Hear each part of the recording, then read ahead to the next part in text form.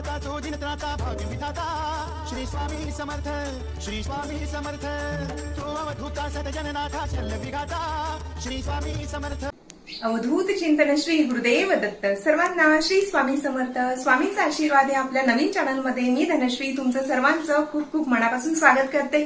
सर्वांच्या मनातील सर्व इष्ट मनोकामना स्वामी नक्कीच पूर्ण करोत हीच स्वामींच्या चरणी प्रार्थना करते आणि आजच्या व्हिडिओला सुरुवात करते। श्रीपाद श्रीवल्लभ चरित्रामृत या दिव्य ग्रंथाचं पारायण कसं करावं, केव्हा करावं, कोणी करावं, त्याचबरोबर श्रीपाद श्रीवल्लभ चरित्रामृत जे तुम्हाला व्हिडिओमध्ये दिसतंय तर हे जे आहे तर हे मुखपृष्ठ आहे आणि श्रीपाद श्रीवल्लभ चरित्रामृत हे दिव्य जो ग्रंथ आहे तर तो मराठीत आहे। तर याच्यात जशी आपली गुरुचरित्राची त्या गुरुचरित्रामध्ये ज्या पद्धतीची भाषा आहे त्याला प्राकृत म्हटलं जातं तर तशाच पद्धतीचं ही श्रीपाद श्रीवल्लभ चरित्रामृत देखील मिळतं। आणि आत्ता तुम्ही जे व्हिडिओमध्ये पाहतायत तर हे आहे मराठीतलं गुरुचरित्र आहे, म्हणजे श्रीपाद श्रीवल्लभ चरित्रामृत हे अगदी मराठीमध्ये आहे। अगदी साध्या पद्धतीने आपण त्याचं पारायण करू शकतो आणि प्रत्येकाला ते वाचण्यासाठी तेवढंच सोपं देखील आहे। म्हणून जर तुम्ही श्रीपाद श्रीवल्लभ चरित्रामृत या दिव्य ग्रंथाचं पारायण करायचा विचार करत असतील तर सर्वांना मी एक विनंती करते की सुरुवातीला तुम्ही जे व्हिडिओमध्ये दिसतंय अशाच पद्धतीचं श्रीपाद श्रीवल्लभ चरित्रामृत पठण करा। तर का पठण करायला सांगते, कारण जे मराठीमध्ये आहे ते आपण जेव्हा पठण करतो तर प्रत्येक शब्द न शब्द आपल्याला कळत असतं, त्या ग्रंथात काय सांगितलेलं आहे हे आपल्याला कळतं आणि त्यामुळे आपल्याला श्रीपाद श्रीवल्लभांच्या प्रती अजून आपला दृढ विश्वास निर्माण होतो, आपली भक्तीमध्ये वाढ होत असते।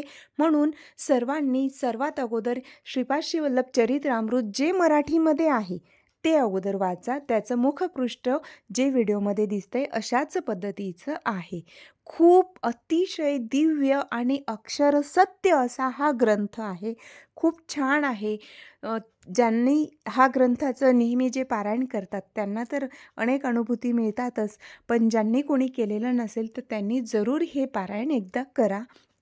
आणि श्रीपाद श्रीवल्लभ चरित्रामृत या दिव्य ग्रंथाविषयीचं पारायणाची संपूर्ण माहितीचा व्हिडिओ स्वामींचा आशीर्वाद ह्या आपल्या चॅनलवर आहे, तो तुम्ही एकदा जरूर पहा आणि काही अडचणी असल्यास त्या मला तुम्ही कमेंटमध्ये विचारू शकतात।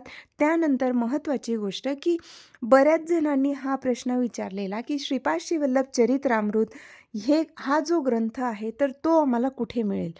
तर पहा, श्रीपाद श्रीवल्लभ चरित्रामृत हा ग्रंथ जर तुम्ही पिठापूरला जाणार असतील किंवा तुमच्या ओळखीतले कोणी पिठापूरला जाणार असतील तर त्यांच्याकडून देखील तुम्ही श्रीपाद श्रीवल्लभ चरित्रामृत मराठीमध्ये जो ग्रंथ आहे तो मागवू शकतात।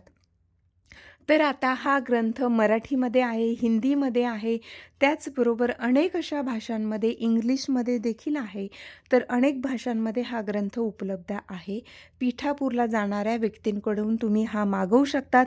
श्रीपाद श्रीवल्लभांचं जे महासंस्थान आहे पिठापूरला तिथे हे ग्रंथ आपल्याला सहज उपलब्ध होतात, तुम्ही तिथूनही मागवू शकतात। त्यानंतर जर समजा त्या ठिकाणी कोणी जाणारं नसेल किंवा तिथून मागवणं तुम्हाला शक्य नसेल तर तुम्ही दिंडोरी प्रणीत जे स्वामी समर्थ महाराजांची केंद्र आहेत तर तिथे जी दुकानं असतात की त्या ठिकाणी सर्व जे पूजेचे साहित्य आपल्याला मिळत असतं, ग्रंथ मिळत असतात, त्या ठिकाणी तुम्ही श्रीपाद श्रीवल्लभ चरित्रामृत ह्या ग्रंथाचं मराठीमध्ये जो आहे अगदी व्हिडिओमध्ये दिसतोय अशाच पद्धतीचं त्याचं मुखपृष्ठ आहे तर असाच तुम्ही मागवू शकतात। त्या ठिकाणी तुम्ही विचारू शकतात, बऱ्याच केंद्रांमध्ये ते उपलब्ध असतात। आणि जर नसेल तर मग त्र्यंबकेश्वरला जे दिंडोरी प्रणीत स्वामींचं केंद्र आहे त्र्यंबकेश्वरलाही अशा पद्धतीचा ग्रंथ तुम्हाला मिळेल। त्या ठिकाणी प्राकृतमध्ये असलेला ग्रंथ देखील आहे, तो सुद्धा माझ्याकडे आहे, पण मला स्वतःला जे मराठीमध्ये आहे जो व्हिडिओमध्ये तुम्हाला दिसतंय अशाच पद्धतीचा ग्रंथ तो मला प्रचंड आवडतो, खूप सुंदर वाटतं। अगदी ते पठण करत असताना आपण त्या काळात आहोत, म्हणजे श्रीपाद श्रीवल्लभांच्या लीलांचं वाचन करत असताना आपणही त्यांच्याच म्हणजे याच्यात आहोत असं आपल्याला भास होतो। एवढं इतकं प्रचंड सुंदर असा हा दिव्य ग्रंथ आहे. जरूर याचं पठण करा, पारायण करा आणि पारायणाच्या पद्धती देखील मी त्या व्हिडिओमध्ये सांगितलेल्या आहेत. तर पहा, श्रीपाद शिवल्लभ चरित्रामृताविषयी जी महत्त्वाची माहिती आहे ते तर मी तुम्हाला सांगितलं. ग्रंथ कुठे मिळेल किंवा पारायण कसं करावं याचा व्हिडिओ आहे आपल्या चॅनलवर. आणि त्यानंतर आता की जे श्रीपाद शिवल्लभ चरित्रामृत आहे तर त्याचं महत्त्व आणि त्याचं विधी काय आहेत किंवा कशा पद्धतीने ते करावं याविषयी देखील आता आपण माहिती घेणार आहोत. तर अनघा अष्टमी हे जवळपास बऱ्याच दत्तभक्तांना माहिती असेलच. तर अनघा अष्टमीचं व्रत कसं करावं हा देखील आपल्या चॅनलवर व्हिडिओ आहे आणि ते केव्हा केलं जातं वगैरे त्याविषयी आपण माहिती घेणार आहोत. तर पहा, जे चरित्रामृतानुसार जे अनघा अष्टमीचं व्रत आहे आणि त्याचा विधी आहे ते आपण माहिती घेणार आहोत. तर अनघा अष्टमी हे केवळ एक व्रत नसून श्री दत्तप्रभूंच्या शक्तीला म्हणजेच माता अनघा तर अनघा लक्ष्मी यांना प्रसन्न करून घेण्याचा एक हा राजमार्ग आहे. तर श्री अनघा अष्टमी म्हणजेच अनघ म्हणजे अनघा अष्टमी म्हणजे दत्तात्रेय भगवान आणि अनघा माता अशा पद्धतीने त्यांची ह्या स्वरूपात आपण पूजा करत असतो आणि अष्टमीला हे व्रत केलं जातं, म्हणून याला अनघा अष्टमी म्हणतात. तर पहा, श्रीपाद शिवल्लभ चरित्रामृत या पवित्र आणि दिव्य ग्रंथाचे अनन्यसाधारण असं महत्त्व आहे आणि या व्रताचं महत्त्व देखील म्हणजेच अनघा अष्टमीचं महत्त्व श्रीपाद शिवल्लभ चरित्रामृत या दिव्य ग्रंथात सांगितलेलं आहे. तर अनघा देवीचं स्वरूप, अनघा देवी हे केवळ दत्तात्रेयांची पत्नी नाही तर महासरस्वती, महालक्ष्मी आणि महाकाली या 3 शक्तींचं एकत्रित रूप आहे. तर साक्षात श्रीपाद वल्लभ हे अनघ असून त्यांच्या डाव्या भागात अनघा देवी निवास करते. हे त्यांचे अर्धनारीश्वर रूप आहे. तर अनघा देवी ही सर्व सिद्धींची जननी मानली जाते. आणि अनघा अष्टमी व्रत करण्यासाठी अनघा सहित श्री अनघ दत्तात्रेय नमः असाही आपण जप करू शकतो. त्याचबरोबर दत्तात्रेय महाराज आणि अनघा मातांची एकत्रित स्वरूपाची मूर्ती आपल्याला मिळते किंवा फोटो देखील तुम्हाला सहज उपलब्ध होऊ शकतो. अनघा अष्टमीचं व्रत करणाऱ्यांसाठी तुम्ही गुगलवरून देखील अनघा सहित श्री अनघ दत्तात्रेय असं टाकलं किंवा अनघा अष्टमी असं टाकलं तरी दत्तात्रेय महाराज आणि अनघा माता यांचा एकत्रित स्वरूपाचा फोटो तुम्हाला मिळू शकतो. तो तुम्ही त्याची प्रिंट काढूनही तुम्ही फोटो फ्रेम करू शकतात किंवा मूर्ती देखील मिळते. त्यानंतर महत्त्वाचं म्हणजे जे कोणी पिठापूरला गेलेले असतील त्यांना माहीतच असेल की अनघा मातेचं मंदिर हे पिठापूरला आहे. पिठापूरला जेव्हा आपण दर्शनाला, जी तीर्थक्षेत्र आहेत दर्शनाला जातो, तिथे अनघा मातेच्या दर्शनाला प्रत्येक दत्तभक्त जातच असतात. तर अनघा मातेचं अतिशय सुंदर असं पिठापूरला मंदिर आहे. तर त्या ठिकाणी देखील तुम्हाला अनघा व्रताविषयीची जी पुस्तकं असतात ती देखील मिळू शकतात किंवा तुम्ही ऑनलाईन देखील मागवू शकतात. अनघा व्रताविषयीची सविस्तर माहितीचे पुस्तकं उपलब्ध आहेत. त्याच्यात पूजाविधी देखील सांगितलेला आहे, तोही तुम्ही त्या पद्धतीने करू शकतात. अनघा अष्टमी व्रत कधी असतं किंवा आपण ते कधी सुरू करू शकतो? हे व्रत दर महिन्याच्या कृष्ण पक्षातील अष्टमीला केलं जातं. तर सिद्धमंगल स्तोत्र आणि अन्नदानाचे महत्त्व या दिवशी केलेल्या उपासनेला विशेष फळ प्राप्त करून देतं. तर सिद्धमंगल स्तोत्र जे काही अनघा अष्टमीच्या पूजेसह जर आपण सिद्धमंगल स्तोत्र पठण केलं तर त्याचे फळ 1000 निष्ठावान ब्राह्मणांना भोजन घातल्या इतके मिळते आणि भक्तांच्या सर्व इच्छा यामुळे पूर्ण होत असतात. अन्नदानाचंही अनन्यसाधारण असं महत्त्व आहे. तर अन्नदान या दिवशी किमान 11 सद्गुणी व्यक्तींना आपण भोजन दिल्यास श्री दत्तात्रेय प्रभूंची आपल्यावर त्वरित कृपा प्राप्त होत असते. कारण दत्तात्रेय भगवानांना अन्नदान करणारे जे भक्त असतात ते खूप जास्त प्रिय असतात. अन्नदानाचं खूप विशेष असं महत्त्व आहे आणि जेव्हा तुम्ही श्रीपाद श्रीवल्लभ चरित्रामृत हा ग्रंथ पठन करतील तेव्हा त्या ग्रंथातही सांगितलेलं आहे अन्नदानाचं महत्त्व. त्याचबरोबर अनघा अष्टमीचंही महत्त्व त्यात वर्णन केलेलं आहे. साक्षात दत्तात्रय भगवान यांनी सांगितलेलं असं हे व्रत आहे. म्हणून जर तुम्हाला आर्थिक अडचणी असतील किंवा ज्या काही तुमच्या जीवनातील अगदी कोणत्याही प्रकारचे संकट असतील, दुःख असेल, दारिद्र्य असेल किंवा व्यवसायात भरभराट होत नसेल, मुलामुलींची लग्न जमत नसतील किंवा संतानप्राप्तीमध्ये अडचणी येत असतील किंवा कुठल्याही प्रकारचं संकट असेल तरीही तुम्ही अनघा अष्टमीचं व्रत करू शकतात.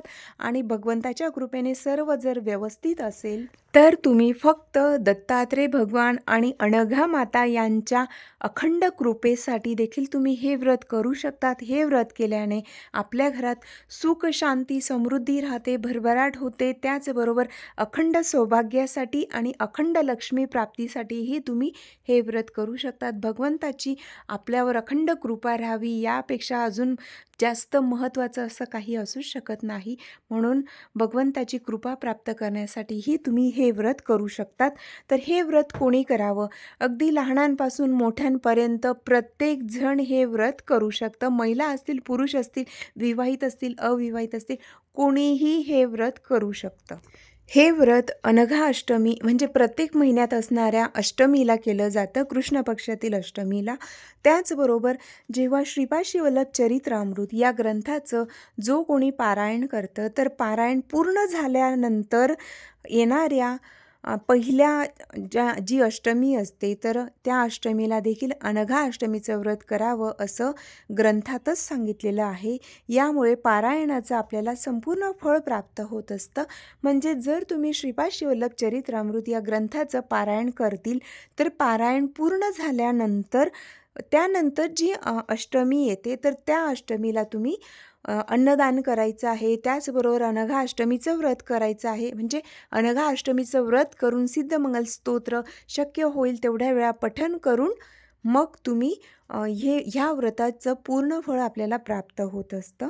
तर हे जरूर करा. त्यानंतर की हे व्रत केल्याने आपल्याला काय होतं तर तसं मी अगोदरच तुम्हाला सांगितलं आहे की याची फलश्रुती काय आहे. तर ज्या घरात अनघा देवी आणि अनघ यांची पूजा होते तेथे साक्षात महालक्ष्मीचा कायमस्वरूपी वास असतो. महालक्ष्मी माता विष्णूंसोबत चिरकाल स्थिर राहत असते आणि भक्तांच्या अनेक जन्मांच्या पापांचा नाश होत असतो. तर अनघ आणि अनघा तर यावरून तुमच्या लक्षात येईल की सर्व पापांचा नाश होत असतो. त्याचबरोबर अनघा अष्टमीचं व्रत कसं करावं हा देखील अजून एक व्हिडिओ आहे आपल्या चॅनलवर. त्यात देखील मी सांगितलं आहे की जे काही पूर्वसंचित पापकर्म आहे ते नष्ट होण्यासाठी देखील तुम्ही हे अनघा अष्टमीचं व्रत करू शकतात. तर घरात सुख, शांती आणि समृद्धी नांदते. हे व्रत म्हणजे अगदी सांसारिक दुःखातून मुक्त होण्याचा एक खात्रीशीर असा मार्ग आहे. अनघा अष्टमीच्या व्रताला सुरुवात ही कृष्ण अष्टमीपासून केली जाते आणि महत्त्वाचं म्हणजे मार्गशीर्ष महिन्यात येणाऱ्या कृष्ण अष्टमीपासून तुम्ही या व्रताला सुरुवात करू शकतात. आणि जर समजा मार्गशीर्ष महिन्यात तुम्हाला शक्य झालं नाही तर माघ महिन्यात येणाऱ्या कृष्ण अष्टमीपासून देखील तुम्ही ह्या व्रताला सुरुवात करू शकतात. हे व्रत कमीत कमी आपण 1 वर्ष तरी आपण हे व्रत करायला हवं असतं. आणि इथे एवढं छान आहे की अनेक दत्तभक्त हे कायमस्वरूपी देखील करत असतात.